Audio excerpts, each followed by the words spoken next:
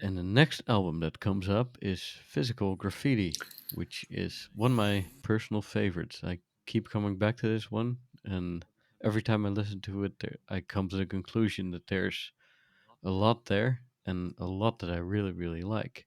Yeah, it's very hard. I mean, if you're a Zeppelin fan, this is one of those moments. It's really hard to point your finger at what the actual peak of the band is, and I don't know that it's any one specific album or any one specific year, but you could say the peak is somewhere, in the 73 to 5 range maybe.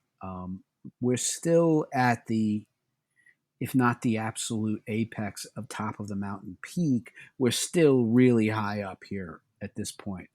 And what you get with Physical Graffiti is a bunch of new songs that they were working on, plus a bunch of outtakes and things that were left over from past tracks. The most obvious example of this is the song called Houses of the Holy that wasn't on the album called Houses of the Holy, right? So we have things that they were working on that were brand new, and then we have some things that have been left around as outtakes that didn't make it on past albums. And when you put it together, you get 15 tracks of things, and this is in the days when people would still put out a live album or a double live album or a double album that isn't the live album. They aren't the only ones who did that. The Rolling Stones did that in 72, I believe, with Exile on Main Street. Elton John put out some double albums. Um, John Lennon put out Double Fantasy. This was something that people did in that era. And this is also the first album where Led Zeppelin is on their own label called Swan Song. Their original deal took them through Houses of the Holy. They were on Atlantic through Houses of the Holy. And now they start their own label called Swan Song. Um, it was a grandiose sort of idea, and I think they did it because the Stones had their own label. And the idea was that they would not only release their own material on Swan Song, but they would also sign other acts that they liked and help other bands get a leg up in terms of like getting on a label where, instead of getting on Atlantic, oh, we like this band and maybe we'll sign them or something like that. So, One of them was Bad Company, yep, right? that was one of them. It was the only one that actually did anything, honestly, because again, at this time, Swan Song was a great idea on paper, but the people involved in running the label were not up to the task really because they were all drugged out and everything else. So it was like you didn't get a lot of support from that label. If you were an act on that label, it was a great feather in your cap to be signed to Led Zeppelin's label, but they weren't going to do what it took to really break you because they were always preoccupied with like making Zeppelin the priority. Michael DeBarz's band, uh, the man who married Pamela DeBarz eventually, his band got signed to um, Swan Song, but for the most part, as a label, other than with Zeppelin, Swan Song was a humongous failure. But anyway, from there, But was it beneficial for them to like get more money for themselves? Because usually the label takes a good chunk, right? And if you own the label, then you get everything. Or am the I missing story the something? story of artists and bands owning labels, whether you're talking about the Beatles with Apple or the Rolling Stones with Rolling Stones Records. The Rolling Stones seem to be smart enough to not sign too many other acts, realizing that, this is great for us and our prestige and everything like that, but we don't have the time or the inclination to promote other acts on our label. And we'd have to hire people to do that, and we'd have to, go that route. And it's like, then you're setting up a business. And most of these musicians were not interested in being business owners, they were interested in being musicians and artists. And it's like, it's a great idea to say, oh, I love that band. Wouldn't it be great if we could sign them? But signing them is just the beginning. Then you have to nurture them. You have to, promote them. You have to do all of the things that is necessary to put a band on the map and to put them on the road and all of that. And, how do you do that when you're about to take off on your own tour and you're focused on your own career? So, I mean, I don't want to spend a lot of time on Swan Song because it's really not that noteworthy, but I mean, this was something that was happening at that time. And the artist that signed a Swan Song, I think you read the thing. Wasn't Sandy Denny Yeah, one of them? And she was like, they never had any time for me. Peter Grant never had any time for me. And, the people who signed to that label, uh, other than Bad Company, none of them had any success. And I don't think Bad Company's success came from being on Swan Song. It just came from the fact that people liked them. let's see. They had Bad Company, Pretty Things, Yep. Maggie Bell. Maggie Bell. It wasn't Sandy Denny. It was Maggie Bell. Maggie Bell was a big favorite of Peter Grant's and a big favorite of Page and Plant's. And they signed her, and they couldn't figure out what to do with her. They had no idea how to promote her. And, you know, you could See, argue that, if she had been able to sign somewhere else, she might have had a better career. But let's see. They also had Detective. I believe that was the Michael DeBar's band. Yeah. Yes, correct. With Michael DeBar's, Michael Monarch, Bobby Pickett, Tony Kaye, and John Hyde. They also had Dave Edmonds, Yeah, Dave Edmonds had a minor career, certainly. Midnight Flyer, Sad Cafe, and Robert Plant, and the last one was Wildlife in the Right. early So 80s. when Robert Plant starts his solo career in the early '80s, Swan Song's still around. So he just signed it. He just put out his stuff on that. But it was just an office building. It was just an office in a building, that was very rarely manned by anybody. Um, if you signed to that label, you were not really going to get a lot out of it. Even though, Except for being associated with Led Zeppelin. right, there was this little bit of prestige, but when there's nobody at the wheel, how much can they do for you? So anyway, let's not waste any time on Swan Song. But um, this is the first release of Swan Song, and of course, the Zeppelin albums on Swan Song did just fine because they were Zeppelin albums. Actually, the first release was Bad Company by Bad Company. Physical Graffiti was the third one, because the second one was Pretty Things by, or it was Silk Torpedo by Pretty Things, and Right. the third one, Pretty yeah. Things were big in Europe, but never big in the United States. I know, like one of the people who loved Pretty Things the most was Rudolf Schenker from the Scorpions. He was very influenced by those guys. He loved them. They never made any kind of inroads in the U.S. at all. They were fairly successful in Europe, but they were one of those bands that never cracked the U.S. So they were just like regional. Okay. That's another interesting thing about Led Zeppelin, but not trying to get out on too much on a tangent. But reading through that biography, they seem to be more of an American band, ironically, than a British band in terms of success and popularity, at least in the beginning. Well, they made their success in the United States first, which was unusual and definitely to their benefit. They weren't the band that like broke in England and then tried to break over in America. They broke in America before they broke in England. Um, and I think part of that was by design and by trying to do it that way. But they were absolutely tailor made for the American market. Yeah, they particularly seem to get a lot of love in California. There's yeah, They were a band that, like, as soon as they started playing America, the word of mouth was like wildfire.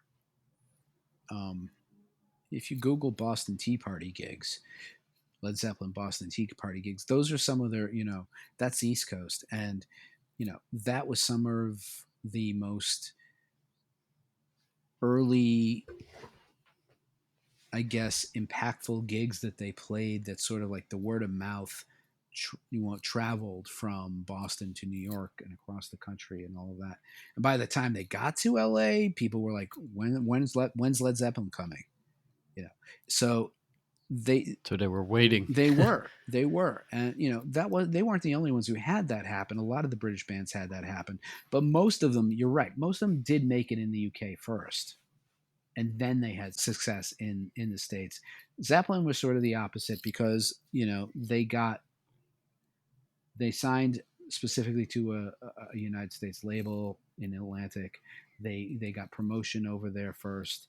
They were brought over to tour there early. They toured incessantly for the first couple of albums and stuff. So they were making inroads in the United States, uh, and by the time they were blowing up in the States, then the UK sort of says, "Oh, okay, these are our guys. Let's get them back here." And they did catch up. Clearly, they caught up everywhere. They were successful globally, ultimately. But unlike a lot of bands, British bands, they did break in the States first. Right. Okay. Well, when we get to physical graffiti, they're already the biggest band in the world. Yeah, yeah. I mean, at this point in time, the top acts in the world are Led Zeppelin, the Rolling Stones, and probably ahead of both of them at this time is Elton John. But Really? yeah, really, Elton John was absolutely the king at this point. Or the Queen? No, Queen was great, but Queen was Queen, and they were Yeah. also very big at this time. Queen snuck in, oddly enough, during the years that the Stones and Zeppelin were kind of like taking time off. Right. Queen jumped in and filled that void between like Zeppelin and Stones tours, and they put out stuff. They Okay. were they were they were fortuitous in that respect because they weren't like trying to like their first releases were not competing head to head with Stones albums and Zeppelin albums, and they sort of like you know we talked about this. Zeppelin worked very hard in the beginning between two three albums in the first year and a half, right? Right. And by the time from 69 to 71, you got four Led Zeppelin albums. Then they took a year or two off, right? They toured Right. a little, but I mean, it's like there was no Led Zeppelin in 72, and there was no Led Zeppelin in 73 till the album hit and they did the tour. So in that space, you had an opportunity for somebody else to slip in, and Queen was one of the bands that slipped in. The Rolling Oh Stones wow. put out Sticky Fingers in 71, and they put out Yeah. Exile in 72, and they put out Goat's Head in 73, I believe. So you have these gaps where it's like Zeppelin isn't on the scene right now. They're like sort of like taking some time off while their album sales are still doing well from the thing. Queen emerges during this time. Right. Well, that's definitely an interesting tangent on a joke I attempted to make. Yeah. Yeah, but I mean, it's true. I mean, if you follow, the origins of Queen, they filled a void in this hard rock genre at a time when Zeppelin was kind of on a hiatus. We gotta cover Brian May too sometime. By the Absolutely, way. absolutely. Yeah. Queen are giants as well, but Especially those early albums are oh my serious. god, the early Queen albums are great guitar albums. They're so great. But we should really dive into physical here. Yes. We start out with Custard Pie, and the first thing I noticed there is that Robert Plant sounds different. How so? He sounds a little bit more like his voice sounds a little bit rougher in a way. It's like a little bit like when he sings like custard pie. Yeah, It sounds a little bit hoarse in a way, and yeah. I think I always kind of noticed that. And in that biography, I also read that he had like throat surgery because he basically damaged his voice by just singing like a wild man all the time, and he had didn't have like I believe. proper technique. Yeah, and he damaged his voice, and it was he had surgery on it, and that kind of resulted in a different voice. Yeah, I think, I mean, there is something to that. I mean, he's still a young man at this point. He hasn't, he hasn't truly lost his fastball yet. But yeah, I think there is something to that. I mean, whether it's because it's this particular track and that's what he wanted. He wanted a grittier sound. I don't know. But yeah, this is he is singing with a level of grit here, and it's a great riff. Okay, let's start with that. It's another great Jimmy Page riff, and a really good opener, and features a lot of his Jimmy's hallmarks as a rhythm player and a riff writer on this one. Yeah, I think it's a song about pussy, right? One might conclude that, yes. Yes. So, yes, Steven Tyler wasn't the only one to use euphemisms and innuendo, but yes, I think this is a song that fits in well with the cock rock image of Led Zeppelin, and it's ballsy as hell, and a great way to open this album. And then we get into the Rover. Yeah, I actually covered this song in my high school band when I was 16. It's a fun song. He by the way, his voice sounds a lot sweeter here. He's a That's lot true. clearer here. So I mean, it's not like he's like totally lost his shit. But in this track, it's a more sweet melodic kind of thing. Again, a really good riff that from Jimmy Page to start the thing out. But really, it's the chorus progression with these arpeggiated minor chords and stuff like that makes this thing. And of course, John Bonham also is a big factor in this track. Um, the Rover is a lot of fun. It was recorded for Houses of the Holy, but Right, they didn't another use one it. that didn't make it on the Houses of the Holy. And it started as an acoustic song. And they wrote it at the cottage. Bron-yr-aur. Yeah.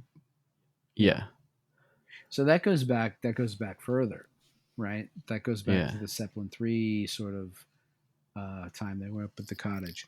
So yeah, these ideas have been kicking around, and eventually, they'll demo them out or flesh them out and record them, and you know they've got a lot of extra stuff lying around that ends up on this album. Yeah. And then the next one, we get a serious track called In My Time of Dying. Yeah, and we played you some clips of this. This is one of the best Zeppelin tracks. In most people's top five of all Zeppelin tracks. This is just an epically big, epically good track. 11 minutes and 6 seconds, and it's like it can do it. It's hard to hold your attention for 11 minutes, but this track does that, and it's bluesy. It's one of those tracks where everybody in the band absolutely shines brilliantly It's the longest song. on this album. Yes, yes. Yeah. I think of all the stuff, excluding the live stuff, obviously. But Of the studio tracks, you're right. It could be their longest. It yeah, may be their longest studio track. It is Jimmy Page's tour de force on slide guitar. Robert Plant absolutely kills this, and this may be my favorite John Bonham track. Um, well, the ending was not written when the band started recording the song. They jammed on it and improvised an ending, and you can hear John Bonham say at the end, "That's gonna be the one." that's the one, isn't it? Yeah. Yeah. Oh yes, come in. Yes. Uh, and of course the thing with in my dying cough. At the end, it's like I love that they let the tape running, and I love that they leave that in. You get a little bit of the sense of the sense of humor of the band in that moment where you've just had this epic thing happen, and they're still just you know showing you the personality and all of that. Um, the fills at the end of the drum fills at the end of this track are some of Bonham's best. And the drum sound is just humongous. This is a drumming tour de force. This is a guitar tour de force. This is a vocal tour de force. And John Paul Jones is playing fretless bass on this, keeping that low end nasty. All right. All right, then we get the Houses of the Holy, which is the name of the previous album. And you know what? This is a really good riff, and you could I love that I song, do man. too. And you could make the case that maybe they should have put this on Houses of the Holy instead of the grunge. Yeah, there's like both the Crunch and Maker. They could have replaced if they had replaced those with some of the better songs that they moved to this one. Well, I think Jamaica Their previous, Jamaica did fine for them, and it was a radio hit, yeah. believe it or not. But No, I'm not saying it's a bad song, but it's not as fantastic compared to some of the other stuff they recorded in that session. yeah, I mean, you make It's an interesting you know, it's choice, funny. These bands, they make their best guess at what should be the single, right? What should be on the right? album. Sometimes they're surprised. Sometimes they get it wrong. Sometimes it's not the thing that they thought it was going to be, and it's something else that actually sticks with the public. And Yeah, that to this day remains a little bit of guesswork. So this was not unique to them. There's plenty of examples of people whose B sides became the bigger hit. right. Anyway, so House of the Holy, really good track actually, great riff. You can hear the squeak of John Bonham's drum pedal around 3 minutes. That's an interesting noise. Yeah, I mean, once you get to Yeah. into the certainly once you get into the remasters that Jimmy did in the '90s, you can hear that squeaky drum pedal in a lot of places, and it's really funny and really fun and really human, and I love that. It's like It makes it it real, you does. know. It gives it this human quality that's like, my God, the guy's drum pedal's squeaking when he goes, you know, stepping on the thing. It's going squeak squeak before you get the kick. Yeah, you need to oil that thing. Yeah. Yeah, man. And the next one is "Trampled Underfoot," which is a track I keep coming back to randomly when I'm driving. I just pull it up often. So I know I'm in the minority here, but this has never been my favorite Zeppelin track. I've never been a huge fan of this one, but I know a lot of Really? people that are. To me, this is sort of to me it's a little monotonous in the non good way. But I know a lot of people love this. I remember stories of like George Clinton and Parliament Funkadelic around this time. They heard this song and they would get on stage and play Trampled Underfoot live, and they loved it because it has that funk groove to it, that Yeah. sort of funky beat. That it's not like a syncopated funk. It's just like a four on the floor funk beat, but it's one of those. This is one of those songs that my father begged me to stop playing when I was a kid. He was trying to work in the other room, and he's like, "Shut that shit off!" It's like Well, it is a bit monotonous, but then you get like the keyboard solo that comes in, and it's just Yeah, so great, I man. know, and it's like this one was for the physical graffiti sessions. This was not like an old track left over, but yeah, I mean, a lot of people love this, and it's just never been. It's like I don't hate it, but it's so low on my list of the Zeppelin songs I like. It's not one of my personal favorites, but I understand why people do respond to it. Yeah. Yeah. Alright. Well, "Trampled Underfoot" was probably named after the bass line being a repetitive boom played with a Moog pedal. Moog pedal? You know what it is? I don't know what they're talking about.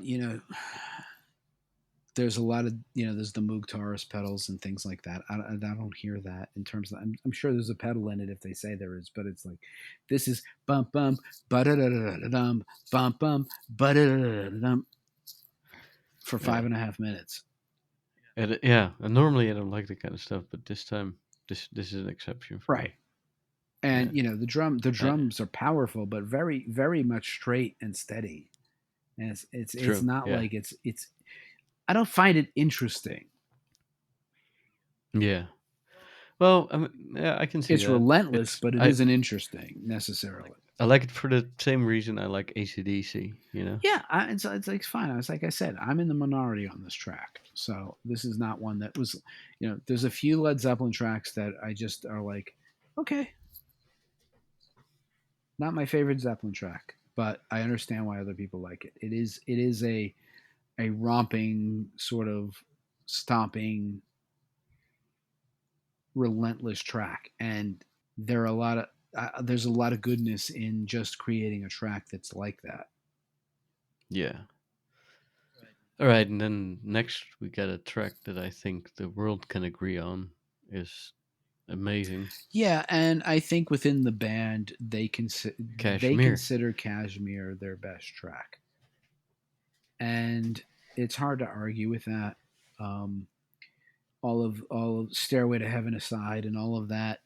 Uh, if there's a peak of Led Zeppelin that it comes down to a peak that is one specific song, this is it. I'm not convinced that their peak is that pointed. I think their peak has, there's a peak is a little bit wider than that. But certainly Kashmir is an epically huge moment for them and music. Kashmir is a landmark. Kashmir is a just a different level of track. This is another Stairway to Heaven level moment for a band that had many of them. And the orchestration, the arrangement, all of the elements that come together on this, the drums, while they are not particularly uh, complicated in the most of throughout the most of the song, at the end, like in My Time of Dying, you get these amazing drum fills from Bonham. And again, Page shines, Bonham shines, Plant shines. John Paul Jones does all these Arabian melodies in the thing, and that part of this thing is also epically big, and the riff itself. He's in Dadgad again. He's playing this thing in DAD GAD tuning, and it's this again relentless riff that builds an enormous amount of tension, and you release this tension. They're not typical choruses. It's just like breaks. This song doesn't have like a typical pop arrangement. This is bigger than that. Kind of the same as Stairway to Heaven in a way. It's even less so. You have this thing where it's like you have this relentless riff that keeps turning around on itself. And then what's the chorus in Kashmir? Tell me. Maybe the instrumental part where it goes da da da da da da da da da da da da. Maybe. And then you get into all like this thing where he holds the chord and it's like all I see turns to brown. That's like we have left pop form behind. We're going into something much more complicated than that. Yeah. And they pull this off brilliantly. It's 8.5 minutes long. It becomes from the time they do it, it becomes a staple of the live set, and they do it really well. And they did it really well all the way up through Celebration Day, their last gig. I believe they closed with this because they consider this their shining glory. I believe they closed with rock and roll in the Celebration Day one, but it was towards the end for sure, and it sounded massive too. Rock and roll was an encore, right? Oh, that's right. Yeah. Yeah, I So guess yeah, an technically, encore. yeah. So, but like the closer of the show, this was their moment. Right. Plant wrote the lyrics in 1973 while driving through the Sahara Desert on the way to the National Festival of Folklore in Morocco. Kashmir is in southern Asia, and he was nowhere near it. In Mojo magazine, September 2010, he explained Kashmir came from a trip Jimmy and I made down the Moroccan Atlantic coast from Agadir to Sidi Ifini. We were just the same as the other hippies, really. Yeah, I mean, for all intents and purposes, it's Northern Africa, and he's given it, a title that's from, this region between India and Pakistan. Yeah. Well, I wouldn't change anything about it. No, it's got this exotic flavor, and it's great. And yeah, I mean, Yeah, what else can we say about it, man? one of the greatest tracks of all time in rock, and one of their very best tracks. Again, in everybody's top five of Zeppelin, right? Yeah. And the live version on Celebration Day in particular sounds just so grand and huge, Probably has to do with the modern recording techniques and Right, stuff but and the there's like clips of them doing it in Earl's Court in '75 where it's pretty freaking epic too. when they were at their peak Yeah, too. yeah, Yeah. yeah. I mean, it was pretty great then too. And like I said before, Jimmy sometimes plays this on the down electro. He sometimes play it on a Les Paul, but sounds great. So if that wasn't big enough, then we have In the Light, which is a little longer than Cashmere, and this is another. This one's kind of like one of those overlooked gems. In the Light is freaking humongously epic. It's really big. This is mostly John Paul Jones on this track It starts with with that that with the organ. psychedelic, Yeah, yeah. and it's like I remember playing this song in college, um, and I was a bass player at that time, and my roommate was my guitar player. We had a full Marshall stack in our tiny little dorm room, um, and for whatever reason, we decided every now and then we would pipe our stereo through the Marshall stack and 8 12-inch speakers and 100 watts of tube power, That'll and do it. we would put In the Light through the 812s and stuff and listen to it and go, while we're getting high and everything, and just going, whoa.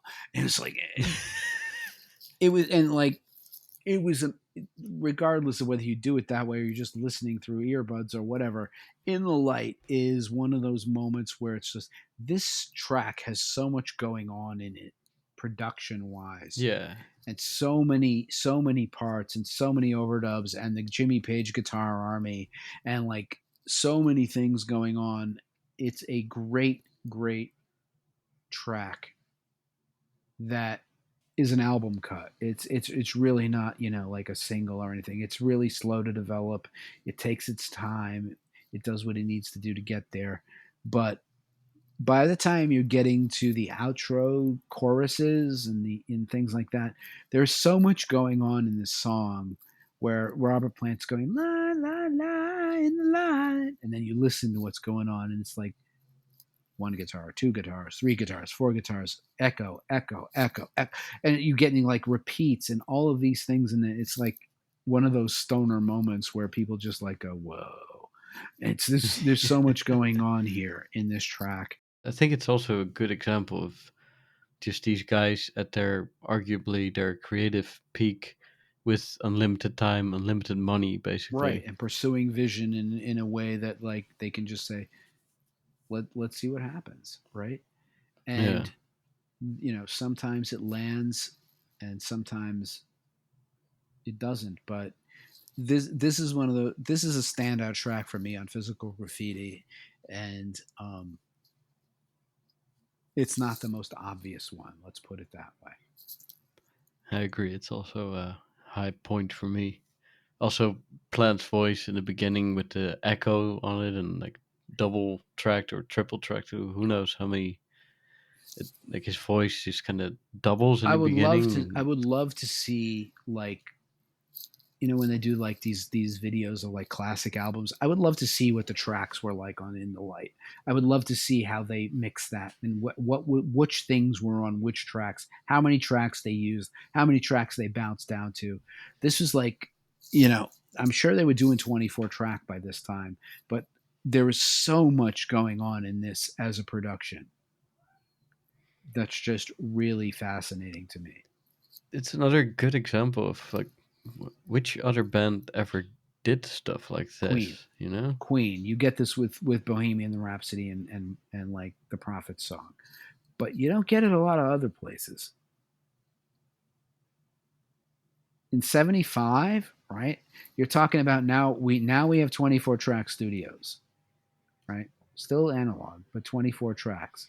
So Yeah, for those who don't know, you got basically like 24 mono tracks that you can record on and mix on. So, right, and the right? drums will take up 6 to 10 of them. Right? So the rest of it's like for vocals and guitars and whatever else keys. On this thing, you got this Hammond organ thing going on, and there's more than one Hammond organ on this thing. This is a very dense track, and if you've ever heard some of the Queen stuff like Bohemian Rhapsody, obviously everyone's heard that, but things like the Prophet song, which probably has more tracks than Bohemian Rhapsody,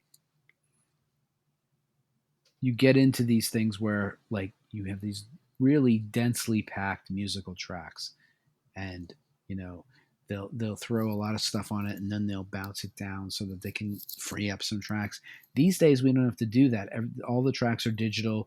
You can have as many tracks as you want pretty much. You can have 100 if you Yeah, want. but in these days, let's say you record the drum on 6 tracks, right? Once you get the drums sounding great on 6 tracks, you would bounce that down to a stereo pair. So you have it on 2 tracks. You free up 4 tracks. And those 4 tracks you can use for something else. Right. So that's how they would That's do how it. they would do it. Just Yeah. just layer it and kind Right. of yeah. And at a certain level, you're talking about a degradation of analog tape. But these guys knew enough of like when they could get away with it and when they were pushing it a little maybe too far. Now you can have, like you said, it's digital. There's no degradation. You can have as many tracks as you want and all of that, as long as you have the CPU power to push your computer. Doesn't matter how many tracks you want. But And and, that's just like basically how much money you have to spend on CPU right, power. but I mean, it's like like I said, Yeah. if your drums are on 6 tracks and you bounce them down to 2, you lose a little something, right? You Right. in the analog days, you lose a little something. Now you don't lose anything, and now you don't even have to bounce them down. But Right. that's the way it was then. And In My Time of Dying has a really lot of things going on that track. If you just listen to it and say, okay, the first couple times I'm going to listen to it and listen to the song. Once you're done listening to the song, listen to what's going on in that track. Put on some headphones and listen to all of the things that are going on that track that have nothing to do with the song. How many guitars can you pick out? How many keyboard parts can you pick out? How many vocals did Robert Plant double? And it's a dense track full of information. The whole thing you described there about bouncing tracks down to two stereo tracks and the degradation of tape and all that. That's really interesting that's like a whole audio engineering niche field that those guys became experts in, and that's gone now. You know? Well, it's in one respect, it's great that it's gone because we don't have to be restrained by that anymore. On the other hand, the people who were doing that in that era said it forced them to make choices. You don't have to Yeah. make any choices anymore till the very end. You can record everything and just at the end choose what you want, what you don't want. In those days, you had to sort of say, "Let's make the decision. We'll do this," and then you had to print it. You'd bounce it and re-record it, and like at that point, you were like committed. Yeah. No way No back. way back. Right. So both eras have their pluses and minuses, of course. But like we talked about, things like Sergeant Pepper's being done on 4 track, where they brought in the second 4 track and tied it together, and they had 8 track, right? And so you had 8 tracks to play with.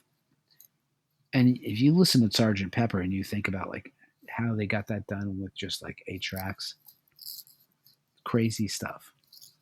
Pretty incredible. Yeah. Yeah, that's the innovation part of this whole thing, the genius of studio innovation. And now people aren't forced to make those decisions. Now you record everything, and at the end you choose what you want to actually use. Yeah. I wonder if that was probably also part of why music surely affected the whole creative process. Yeah, I mean, there's a point at which time you have too many choices. Yeah, you need some restraint. Right. You need to be able to say, I'm going to make a decision and we're going to toss this bit.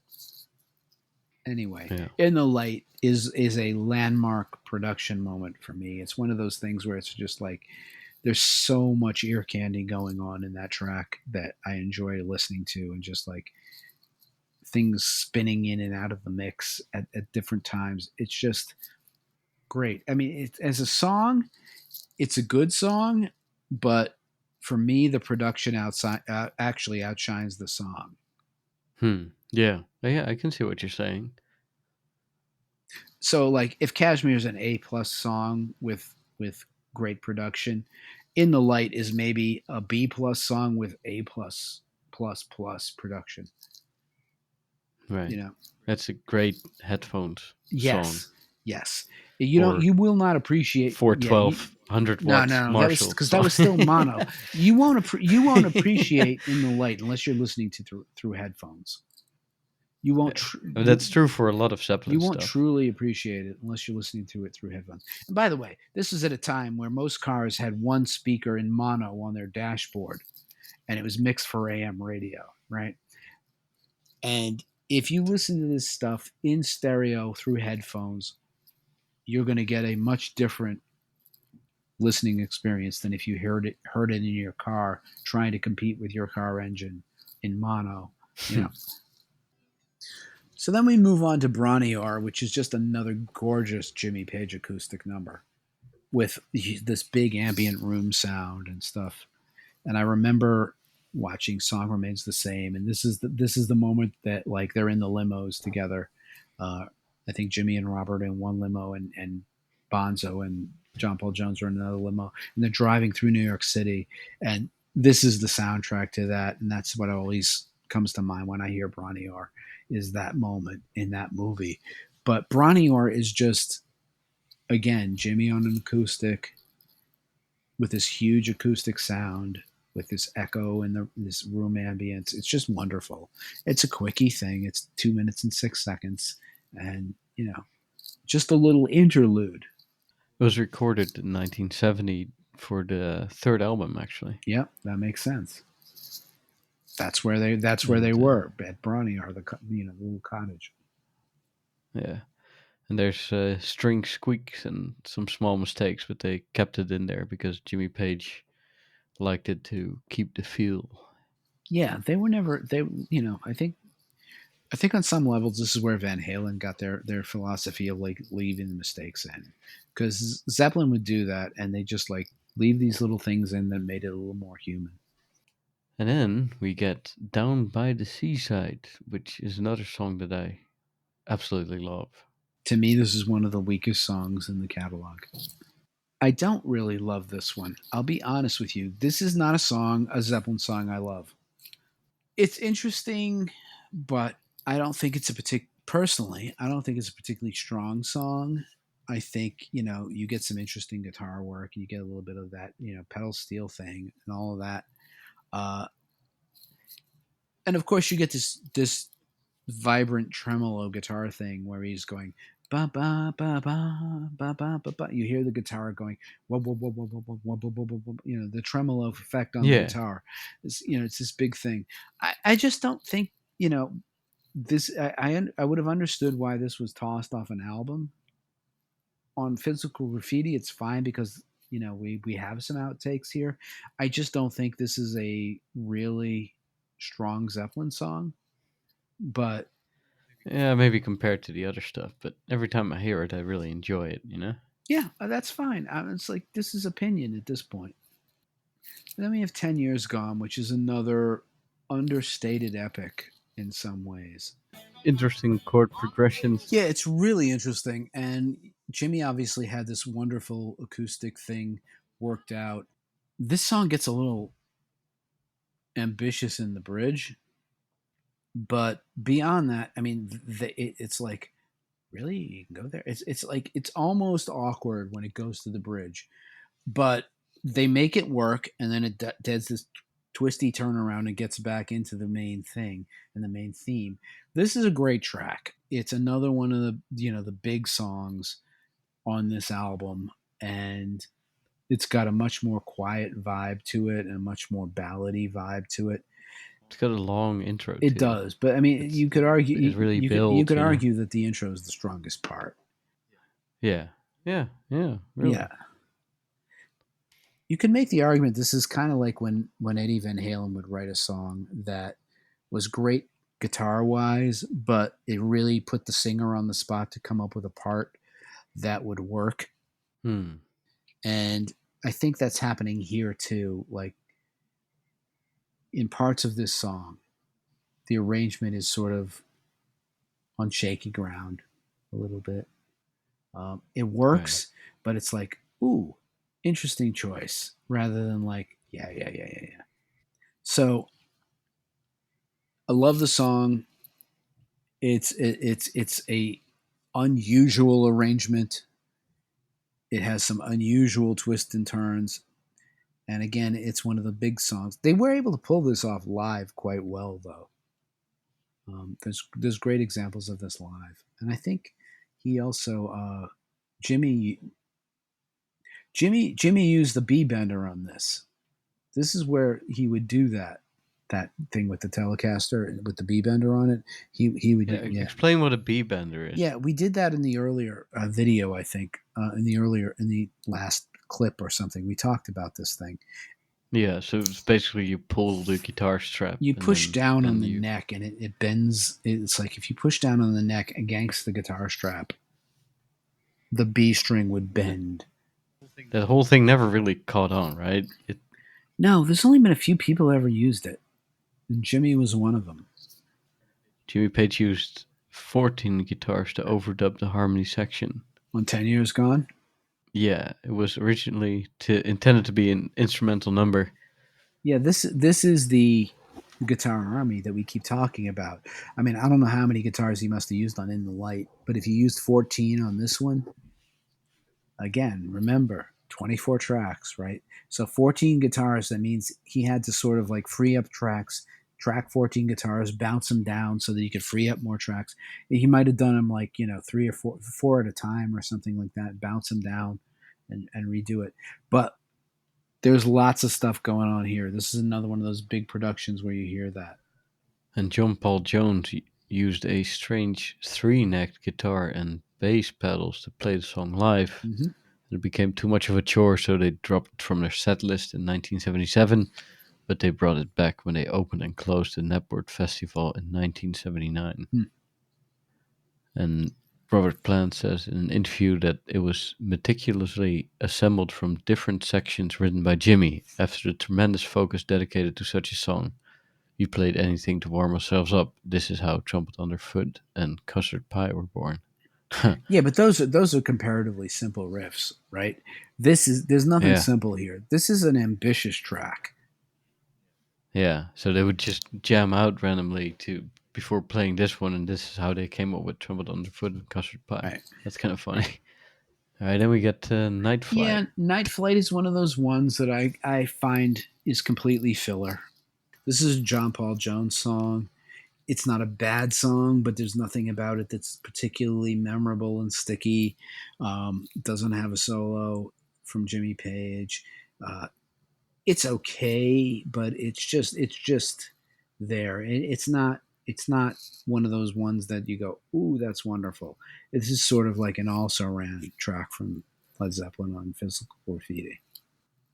Yeah, it was intended for the fourth album, but they decided to not put it on there. And then you get the Wanton song, which is badass as hell. The Wanton song is kind of like the Immigrant song done better. This when I first got to see Jimmy Page and Robert Plant finally perform together after missing out on the tour where Bonzo died. It was the first Page Plant tour. They opened up the set with this song, and I lost my mind.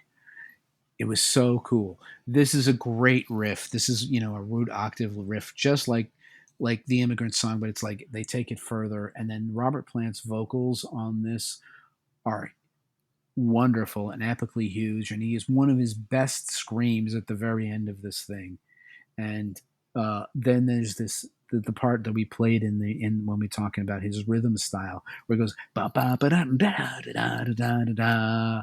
That thing is just so epically powerful when he's synced up with the drummer like that. Oh yeah. This song is one of my very favorite up tempo rocker Zeppelin songs.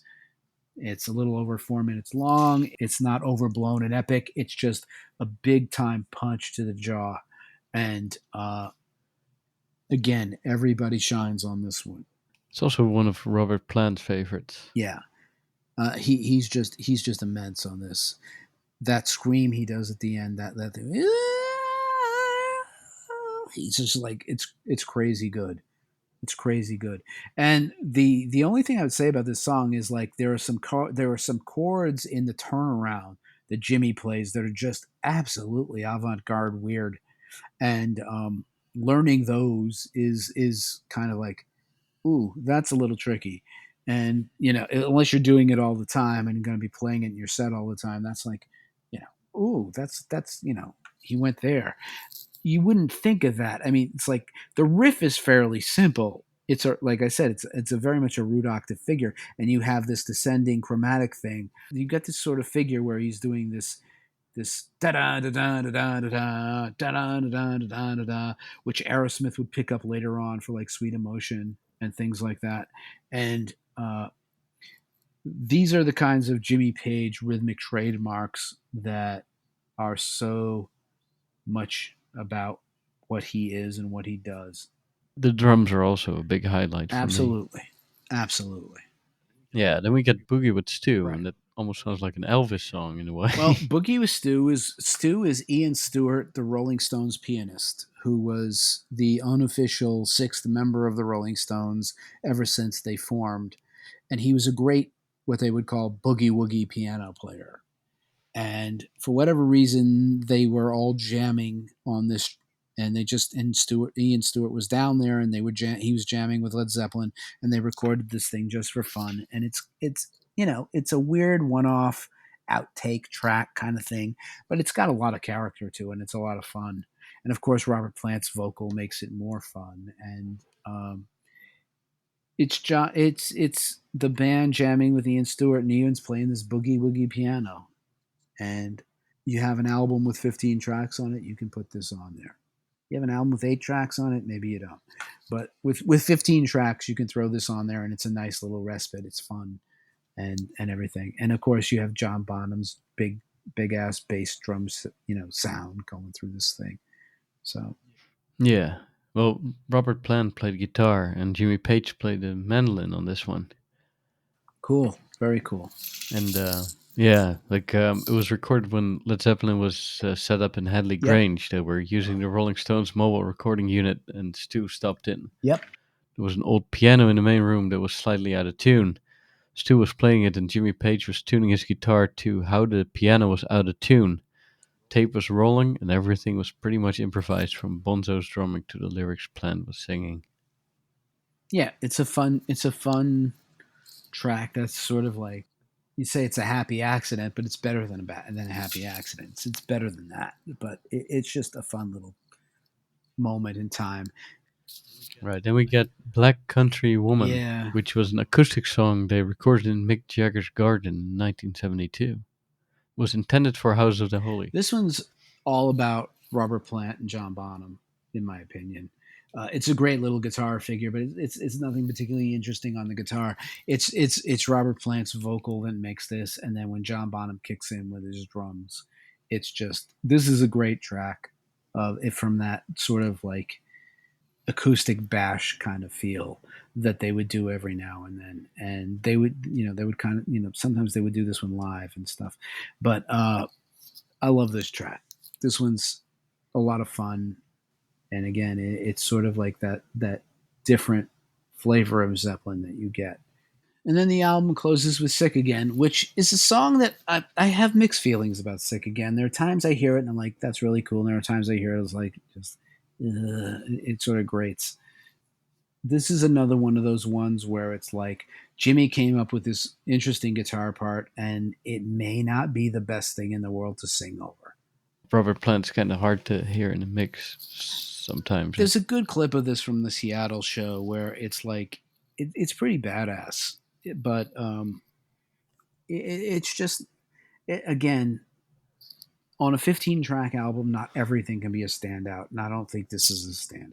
Sick Again, I think, remained a favorite of the band, rather whether or not the audience was really with them, and rather saying this was a favorite. They liked playing it. They played it, um, I think, in '75, and I think they played it again in '77. So they enjoyed playing it, but I'm not convinced that this is like a standout track. So Physical Graffiti has a cover of Manhattan building, a building in Yep, Manhattan, yep. It's on St. Mark's Place. 96 and 98 East 8th Street, Manhattan. Yeah, that's where the photography was taken. Okay, so you have this thing where you're showing the front of a building. The problem with physical graffiti and how it was rolled out and released was the album cover was so ambitious because it was a double album where you had the cover design was showing you this front face of this buildings in New York City, and each window is cut out. It's a cutout in the album cover, and behind that were the letters that spelled out the words physical graffiti. And if you messed around with the album covers, you'd see different things through the window cover. The cover concept was so complicated; it delayed the album release by a significant amount of time. Yeah, And so and they kept asking, the press kept asking Led Zeppelin, when's the album coming out? And they're like, we're having trouble with our windows.